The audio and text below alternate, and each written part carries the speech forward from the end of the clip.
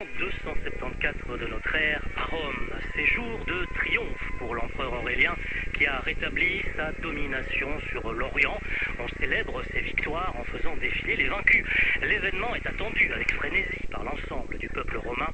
20 éléphants prennent la tête du cortège devant des bêtes sauvages capturées en Libye ou en Palestine. Viennent ensuite 1600 gladiateurs et de nombreux prisonniers qui tous portent des dons. Il faut encore compter de riches palmyréniens et plusieurs Égyptiens rebelles, en plus des Ibères, des Goths, des Francs et des Vandales qui ont les mains liées. Quelques femmes aussi habillées en hommes, elles ont osé défier la puissance impériale. Même le roi des Gaules, Tétricus, accompagné de son fils, est l'un des trophées de la parade. Et puis, il y a Zénobie, reine d'Égypte et de Palmyre. Elle est couverte de bijoux et les chaînes qui la retiennent prisonnière sont portées par des domestiques. Mais qui était cette Zénobie dont l'ambition fut de gouverner le monde? A-t-elle éliminé son mari, le roi Odénate? A-t-elle séduit l'empereur Aurélien? Comment est-elle morte, assassinée, suicidée? Partons sur les traces de celle qui se prétendait descendante des Ptolémées et de Cléopâtre. La première, 13h15, 14h30. un jour dans l'histoire. Série. Femme de ma vie. Enseignante de foi, d'amour et de vitalité. Fierté de ma différence. Confiance. Conscience en moi malgré les apparences. Espoir de paix dans ce monde en décadence. Minaret sud-est à l'abri de l'intolérance. Bijoux d'argent entre tes mains ornés de bienséance.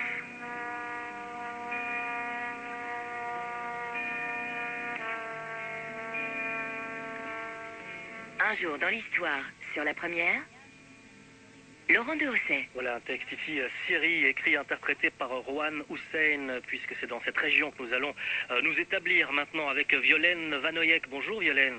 Bonjour. Vous êtes l'auteur d'un ouvrage consacré à Zénobie, l'héritière de Cléopâtre, qui reparaît aux éditions du Livre de Poche. Alors, avant de partir sur les traces de Zénobie, qui est née vers l'an 241, nous allons nous plonger dans l'histoire de Palmyre, la ville à laquelle elle est intimement associée. Une cité nichée au milieu du désert de Syrie, on est à 200 km environ au nord-est de Damas. C'est une ville qui possède de nombreux atouts, située dans des endroits stratégiques à l'époque. Alors quels sont les atouts de Palmyre ?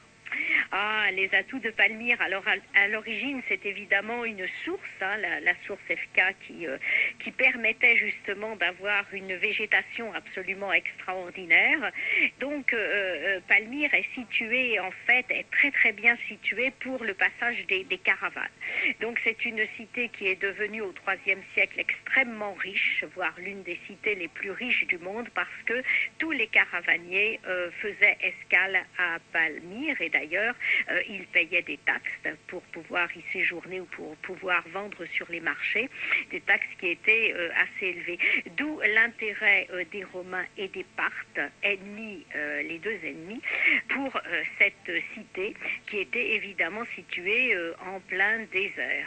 Alors, l'intérêt pour Palmyre est multiple, on va dire, selon les époques. Si vous voulez, on a retrouvé des habitats qui datent de l'époque néolithique, donc c'était quand même une région qui était assez agréable à vivre, bien qu'en plein désert, déjà dès les origines. Et puis petit à petit, il y a eu de très nombreux monuments qui ont été construits à l'époque hellénique et puis à l'époque romaine. Et on est là sous domination romaine, sous le règne d'Odénate et de Zénobie. Alors, Zénobie vient au monde sous le règne de Gordien III. C'est une époque très troublée. Que se passe-t-il ? Oui, alors c'est une époque très troublée. En fait, comme je vous le disais, donc Palmyre est sous domination romaine, mais à Rome, les empereurs ne sont pas à la hauteur. Bon, on a affaire à des empereurs qui soit sont très faibles, soit ne prennent pas les bonnes décisions, ne pensent qu'à festoyer, se désintéressent un petit peu de la politique extérieure, et donc, si vous voulez, on va avoir une succession d'empereurs, comme je pense notamment, bon, il y a les Gordiens, mais il y a aussi Claude II, qui font que petit à petit, des cités comme Palmyre ou des rois comme Odénate vont prendre de plus en plus de poids, en sachant que Odénate a la possibilité de prendre soit le parti des Parthes d'un côté, soit le parti des Romains, et il ne va jamais, et Zénobie va suivre cette politique, il ne va jamais prendre réellement parti partie, c'est-à-dire que tous les deux vont essayer de ménager la chèvre et le chou, et finalement, Odenat va très bien s'en sortir parce que, en faisant semblant peut-être d'ailleurs d'être très romanisé, eh bien, il va se retrouver à la tête de l'armée romaine. Palmyre appartient donc à la province romaine de Syrie. Malgré cette apparence romaine, c'est ce que vous écrivez dans votre ouvrage, la ville garde son organisation propre. Alors, dans les grandes lignes, comment elle fonctionne-t-elle ? Alors, elle fonctionne quand même un petit peu sur le modèle romain, hein. C'est-à-dire qu'il y a un sénat, il y a donc d'ailleurs Odenat au départ est sénateur, il y a des archontes, il y a une assemblée du peuple, il y a pour prendre des décisions politiques, pour voter les lois, etc. Il y a de multiples fonctionnaires. C'est une ville extrêmement riche, comme on le disait, grâce aux caravanes, grâce aux caravaniers, grâce au commerce, mais tout ça est très très bien organisé. Donc, on va dire plutôt sur le modèle romain de l'époque. Voilà. Les chefs des caravanes, d'ailleurs, qui sont de véritables bienfaiteurs, hein, quel est leur rôle au fond ? Oui, ce sont des bienfaiteurs. C'est-à-dire qu'en fait, il y a quelques notables très très argentés, qui ont des fortunes à Palmyre et qui financent, on va dire, financent certaines caravanes, certaines expéditions, et ils deviennent quelquefois chefs caravaniers, bon, en même temps, et ça va être le cas d'ailleurs d'Odenat, qui, lui, est né dans une famille qui a de l'argent, qui a vraiment les moyens, et donc leur rôle, c'est de protéger et de financer, en fait, des expéditions. On reviendra bien sûr sur le rôle d'Odenat, hein, le futur mari de Zénobie. Vous avez souligné l'importance du commerce, de la prospérité de Palmyre. Quels sont les partenaires principaux commerciaux de la cité? Quels sont les produits qui circulent? Alors bon, les produits, on va dire, qui sont les plus recherchés et qui apportent le plus d'argent, ce sont les épices, bien sûr, la soie, les étoffes aussi. On est sur la route de la soie, quoi, hein, c'est-à-dire que la soie est recherchée par tous les peuples, et puis toutes les épices, parce qu'à l'époque, il y a les parfums aussi. Ouais. On n'imaginait pas de manger des plats sans qu'ils soient épicés, et c'est vrai que les épices étaient très chères. Bon, les épices les plus chères, on va dire, c'est certainement le safran. Aujourd'hui, c'est curieux parce qu'aujourd'hui, le safran est aussi extrêmement cher. Donc, le safran était sans doute le plus recherché et vraiment le plus cher. Donc, c'est la route des épices, la route de la soie. C'est ce qu'on a appelé la route royale. Ouais. C'est donc dans cet environnement que naît Zénobie, dont le nom signifie « vie de Zeus » en grec. Nous allons partir sur ces traces avec vous, Violaine Vanoyek. Les experts internationaux sur le site de Palmyre évaluent l'étendue des dégâts. Nombreux sont ceux qui expriment leur soulagement. Le pire aurait été évité. Selon le directeur général des antiquités et des musées en Syrie, Mamoun Abdul Karim, 80% des ruines sont en bon état et la restauration est possible, même s'il faudra du temps. D'autres, cependant, sont moins optimistes et estiment que le site, qui n'avait été fouillé qu'à 15 ou 20%, a dû être pillé et que Daesh a sans doute vendu des antiquités au marché noir, des antiquités à jamais perdues pour le patrimoine mondial. Et puis, bien sûr, ils craignent que la Syrie ait bien d'autres priorités que de restaurer des ruines après la guerre. Et s'il y a restauration, au final, au bout de 4 ou 5 ans, il ne s'agira que de répliques, déplore cet expert de l'UNESCO. Quand il s'agit d'héritage culturel, dit-il, les dommages sont irréparables. Nous pouvons restaurer une arche, mais ce sera toujours une reconstitution, même si elle est restaurée à 100% avec des matériaux authentiques. Heureusement, la destruction ici n'est pas totale. Et nous avons le matériel de base pour entreprendre un travail de restauration. Mais ce n'est pas seulement du ressort de l'UNESCO, c'est aussi du ressort de toute la communauté internationale.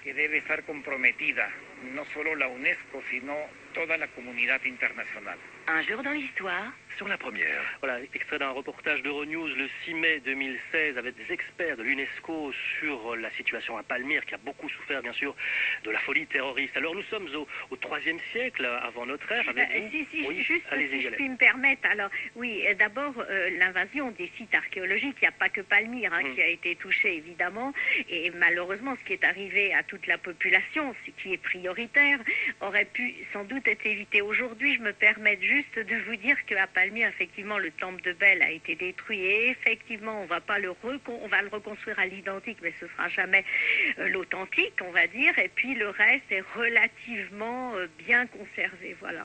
Bon, mais ça reste quand même pour nous extrême, vu le travail qui a été fourni et qui a été fourni chaque jour. toujours une désolation totale, évidemment. On se replonge, nous, au IIIe siècle avec vous, Violaine Valoyec, à l'heure de l'apogée de Palmyre. Zénobie, donc, naît vers 241. Alors, que sait-on de ses origines? Très peu de documents à la disposition des historiens sur Zénobie. Oui, alors nous avons effectivement, nous n'avons que très très peu de documents. Vous savez, ce que l'on utilise, ou que l'on utilisait, c'est l'iconographie qui se trouve sur les tombes, ou bien des morceaux des bribes d'inscriptions.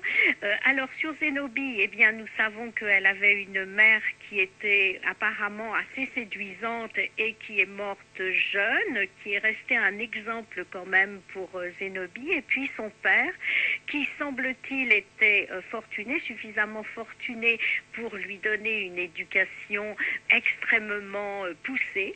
Alors son père était peut-être chef caravanier, justement. En tous les cas, il avait l'air d'être en bon terme avec les Romains, qui restent quand même des envahisseurs, les Romains, qui sont là, qui sont présents, qui arpentent les rues de Palmyre et qui font sentir que c'est quand même eux qui dirigent.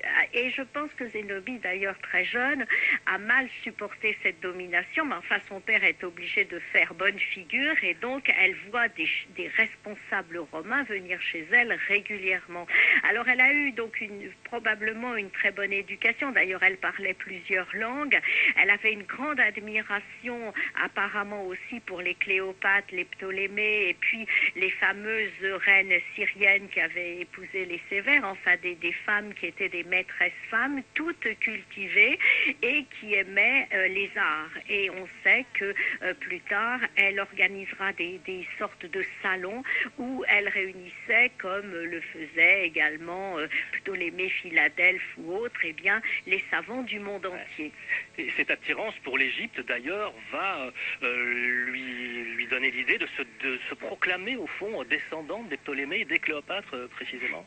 Oui, alors elle se proclame descendante des Ptolémées. On ne sait pas pourquoi, en réalité, parce qu'elle n'a pas apparemment de lien avec Cléopâtre, mais Cléopâtre reste également pour elle, et comme d'autres femmes d'ailleurs, comme des femmes comme éventuellement Néfertiti ou autres, qui ont imposé, on va dire, leur marque dans l'histoire, restent des modèles pour elle. Alors Zénobie, essayons d'imaginer la toute jeune fille qu'elle est. Vous le disiez, donc les Romains arpentent les rues. Elle semble s'accommoder assez mal de cette présence. Elle leur tient tête parfois même, Zénobie. Oui, elle semble leur tenir tête très jeune. Bon, il faut voir que avec son mari, donc Odenath, ils avaient 20 ans de différence. Donc elle est toute jeune quand elle commence à voir effectivement les Romains s'installer un petit peu chez son père, comme s'ils étaient chez eux. Et je pense que très très jeune, effectivement, elle veut montrer la force de sa ville, Palmyre. On le disait, hein, elle est née quand Palmyre était déjà extrêmement célèbre et extrêmement riche. Donc elle n'a pas connu une période, on va dire, de cette cité peuplée de nomades qui avaient des difficultés pour vivre. Bon, donc elle est persuadée que Palmyre peut être le centre du monde. Alors, on pense que la famille d'Odenath, donc le chef de Palmyre qui organisait des caravanes, devait fréquenter la maison de Zénobie. Les deux familles étaient peut-être liées et s'échangeaient des dons. Toujours est-il qu'Odenath, riche et puissant, donc s'intéresse à la jeune fille. Le mariage a lieu vers l'an 255. Zénobie a une quinzaine d'années.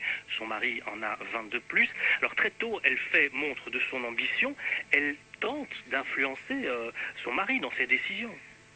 Oui, très tôt, elle s'intéresse à la politique en général et évidemment à la politique d'Odenath. Donc c'est une maîtresse femme, c'est quelqu'un qui est extrêmement mûr et qui va effectivement essayer de l'influencer. Alors au début, on peut imaginer qu'elle reste un petit peu quand même en retrait et puis petit à petit, elle va de plus en plus s'imposer. Ils ont un enfant, Vabalat, et il se trouve que son mari Odenath a déjà un premier fils hérodien d'une première épouse dont on ne connaît pas le nom. Hein. Donc son but très rapidement va être quand même de mettre Vabalat en avant et Hérodien en retrait. Alors sur Hérodien, on a effectivement des jugements contraires d'après les historiens.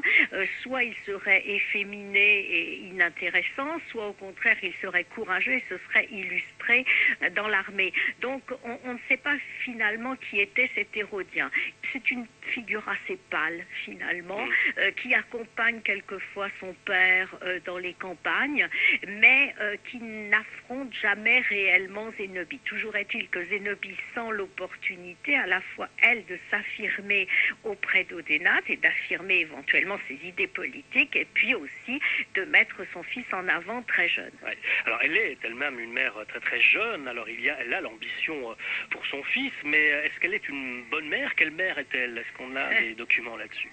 Alors, je pense que c'est une bonne mère. Alors, je ne sais pas d'un point de vue maternel, mais en tous les cas, elle forme, elle aussi, de même qu'elle a eu une excellente éducation, très très très tôt, elle va comprendre qu'elle doit former, faire suivre de très près l'éducation de son fils.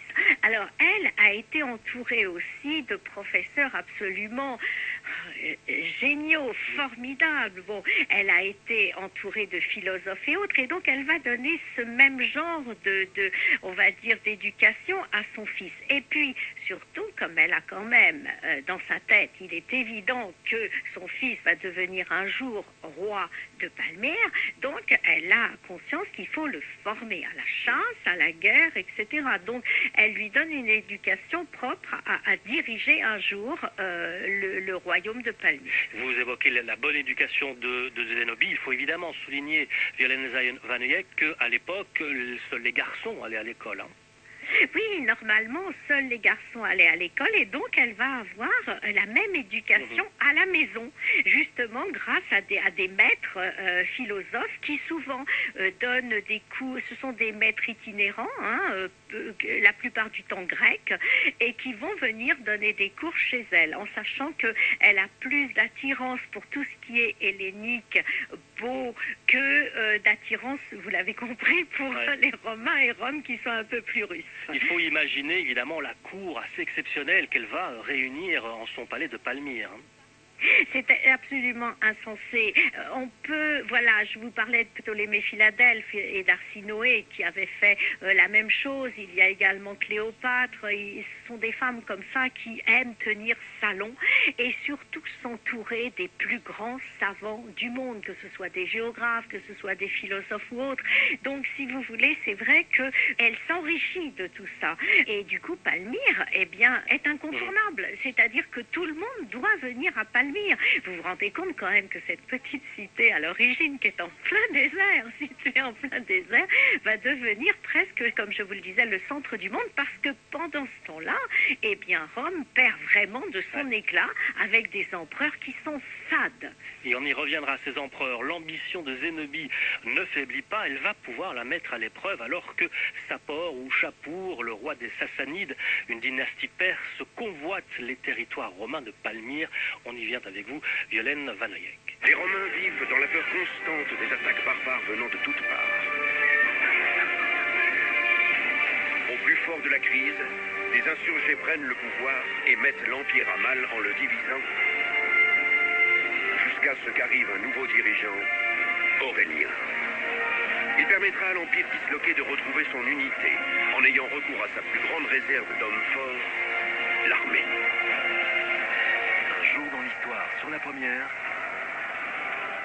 Laurent de Hausset. Rome, grandeur et décadence d'un empire, c'est un documentaire de la BBC avec un extrait de l'épisode consacré à Aurélien, le sauveur de l'empire. On va aborder Aurélien avec vous, Violaine Vanhoenack, mais tout d'abord, rappeler que les Romains ne vont pas tolérer les menaces perses et vont tenir tête au roi Sapor. L'empereur Valérian, à l'époque, souhaite l'anéantir ou au moins le chasser définitivement des régions qui leur appartiennent.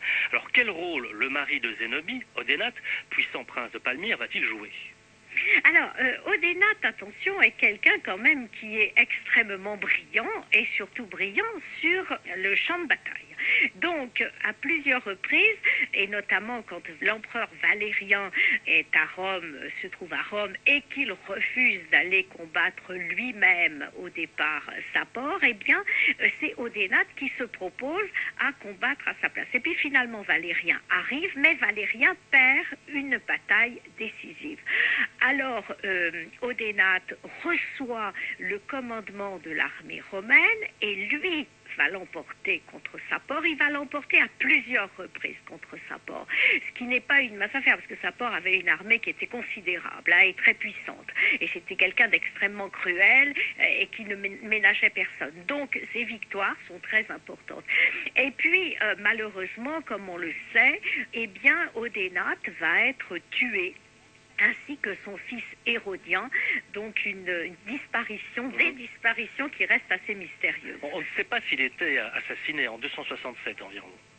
Oui, c'est ça. Alors, en fait, il y a un personnage qui apparaît à ce moment-là dans l'univers familial. C'est un neveu, Maeonius, qui, est assez bien accepté par Odénate. Et puis, ils partent à la chasse, ils font une partie de chasse. Et Odénate va être tué pendant cette partie de chasse. Et Hérodien va être tué également par des gardes. Alors, on ne sait pas si c'est Maeonius qui était à la base de cet assassinat ou de ces assassinats, si c'est un complot qui aurait été fomenté par Zénobie justement pour éliminer Hérodien et mettre son fils Vabalate sur le trône.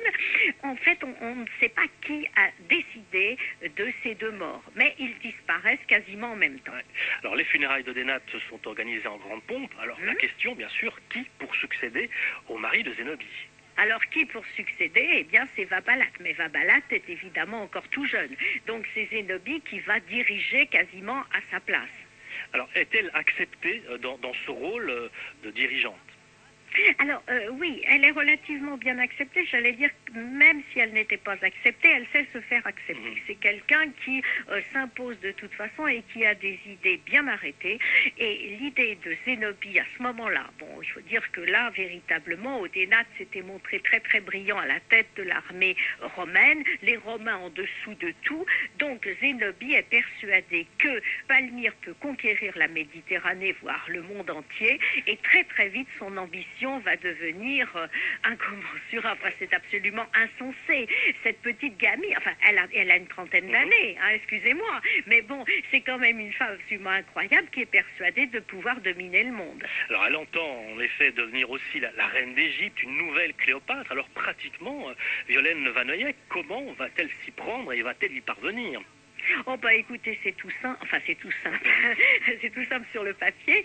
À partir du moment où l'Égypte est évidemment sous domination romaine également, et que les Romains, les gouverneurs qui se trouvent là-bas en Égypte, bon bah écoutez, ils passent tranquillement leur temps, hein, ils s'attendent pas du tout à être attaqués ou autre, eh bien elle va décider de les attaquer et de s'imposer à Alexandrie.